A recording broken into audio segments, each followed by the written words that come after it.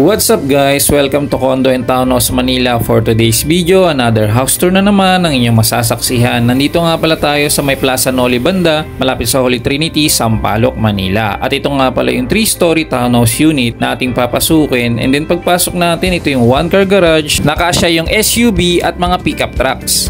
Pagpasok natin ng ating main door, ito nga pala ang inyong living room area na very spacious na siya. Meron din tayong pa-chandelier dito at meron pang freebies na 1 horsepower inverter na LG split type aircon.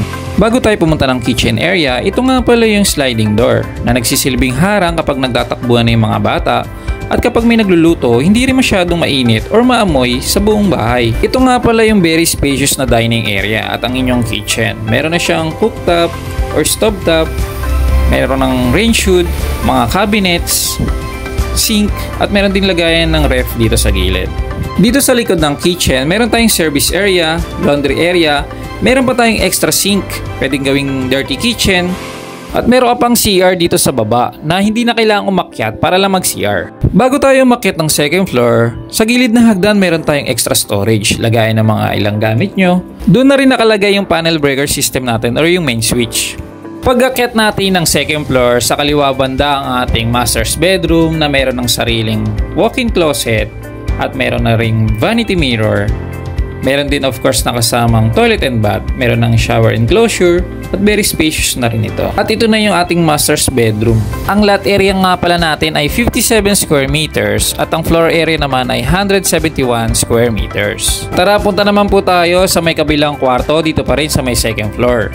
Pagpasok natin ng ating bedroom number 2, very spacious na rin siya. May sarili na rin siyang toilet and bath na meron na rin shower enclosure at meron na rin ditong isang built-in closet. Tara po, akit naman tayo sa may third floor. Pag-akit natin dito sa third floor, sa kaliwa banda ay ating master's bedroom pa rin.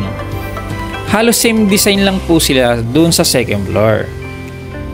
Ang pinagkaiba lang, meron ditong balcony pero meron pa ring walk-in closet, vanity mirror, at syempre yung toilet and bath. Yung location pala natin ay malapit lang sa mga sakayan ng FEU, UST o U-Belt area. Maganda sa kwarto na to ay meron tong balcony.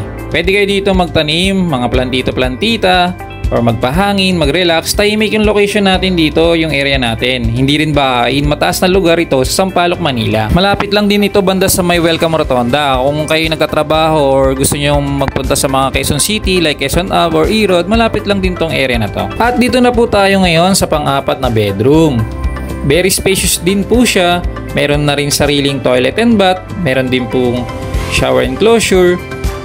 Meron din tayong ditong built-in closet, may bintana, at may previous pa na 1 horsepower window type aircon. Kung nagustuhan nyo ang townhouse unit na ito at gusto nyo makita ng actual at naghahanap kayo ng bahay dito sa Sampaloc, Manila, message nyo lamang po ako. I'm Ben Sarchigo. Thank you for watching. Follow for more.